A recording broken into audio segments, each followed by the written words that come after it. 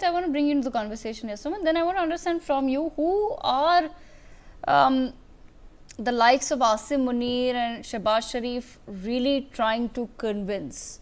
And who are they putting on this show for? They could have just, they declared, Shehbaz Sharif, as you know, declared victory against India after they broke the ceasefire, and he gave his victory speech and everything was quiet. They could have just moved on and gone on with their lives, but it seems as though they want to continue coming up with reasons to talk about their strikes against India and their victory against India. Do you feel that somewhere a stage is being set up for some sort of a larger plan, that this is not something that they're simply doing to convince the people of Pakistan, but a stage is being set possibly for an Asim Munir to move on from the rank even of Field Marshal to something that military generals in Pakistan have always eyed, which is the ultimate seat of power? Devgaji, thank you very much for having me on your show. Let me try to put it in a logical perspective. The first thing and the most logical thing is that I've been looking at this picture. It's not AI generated, it is Photoshop and it is Canva. So these are the two softwares which have been used. So let's put the thing clear. The gun which is being depicted here is a SH-15. It's a Chinese gun which China uses, though Pakistan has the gun. But the problem with the gun is it's a shoot and scoot gun. So you cannot have perfectly 3 guns shooting at the same time and exactly looking the same, because that is not the nature of the gun. That is how not the weapon is designed. So 101% sure Photoshop and Canva used. Now let's talk about Asim Munir. Asim Munir is a general who believes in JPEG more than jets. From so JPEGs are is a much of a spread than jets. Now from a general he has become a graphic editor, and ISPR was India se Pito Rose. Now I used to call it in English international supplier of this propaganda and rants. I have changed my terminology. International supplier of parody and rant. So they have graduated to parody. That's what is happening here. So this is a forge which lives on fakery ki bakery. ISPR is nothing but is a factory of memes. They produce memes. That is what they do. And what you are seeing right now, they are trying to say that, look, we have really won this operation, and this is a testimony to how blazing the Pakistan's gun power was. This Operation Marsoos, whatever it is. These are very funny Urdu names they do, but when I looked into the meaning of it, it says the unified force of Allah. But the problem is, the fact remains, which I'm quoting on record, you launched this operation saying that within 48 will decimate India, and India's strike capability will decimate all the air bases of India. You launched it. And within 8 hours, it is now officially come, within 8 hours, you had to call it back because India decimated you. So when that force of Allah and the unified mission of Allah got defeated or decimated in 8 hours by Pakistan, so what do? The only thing they come up with a Photoshop image and they try to show what the Field Marshal has done. This Field Marshal is a mockery. He's a joker. He's a Chinese puppet.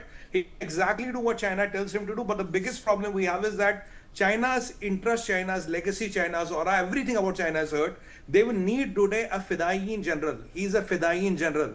He is a Osama bin Laden in a uniform. that is what he is. And you know, he has that Fidaiyin mentality. He's not a general. He's a mullah in a uniform, and this man is exactly what China needs to have its missions against India fulfilled without getting their hands dirty. That is what this man will do. And as far as why they are trying to pose this, and as far as why they are trying to show this to the world, they are trying to show, look, we were not defeated by the Indian army. We were winning because who is with Pakistan? China was with them. Turkey was with them, Azerbaijan was with them, and possibly Iran was with them. Imagine all this group of people being defeated by Indian army in 2.5 hours. Imagine their all air bases gone out. Imagine 45% of their air power is not usable. Imagine by the end of June they will have their air bases operation. Imagine their nuclear command and control is cracked. It is complete 101% sure it's cracked. We have not decimated anything, but it is cracked. Imagine those radiation leaks happening. Imagine boron C-130s, how many F-16s they lost, how many JF-17s they lost, and imagine 17 PL-15s were fired and none of them hit the target. And our Akash did 100% interception of every target. When these things became common, and especially when we sent our MPs across the world, and when our DGMO military operations does a briefing to the 70 countries in Delhi, 70 military attaches ko bula ke aap briefing karte ho. You call 70 military attaches and give them briefing with all the proofs. They are like the people who are there are the stature of General General Sudhakar ji, and people like him who understand military. When these things are out in the open, so what does the Mullah military brigade do? They come up with a photoshopped Canva image. One joker gives to another. They take a picture and say, "Dekho ji, inshallah, hum jeet gaye."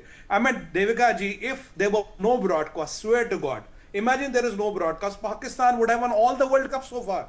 Because how will they know? They will get a replica somewhere, bolenge inshallah jeet gaye. It's because of TV and broadcast. They now today we know they did not win a World Cup. Otherwise they will win all the World Cup. Like they have won all the wars. They have won all the wars. Even 71 they have won. Even recently Operation Sindoor we had 91 they have won. 65 they have won. They have won everything. It's such a system. Ask Munir, Mullah Munir. Where did you get all your medals from? Which war did you win? What is your act of valor?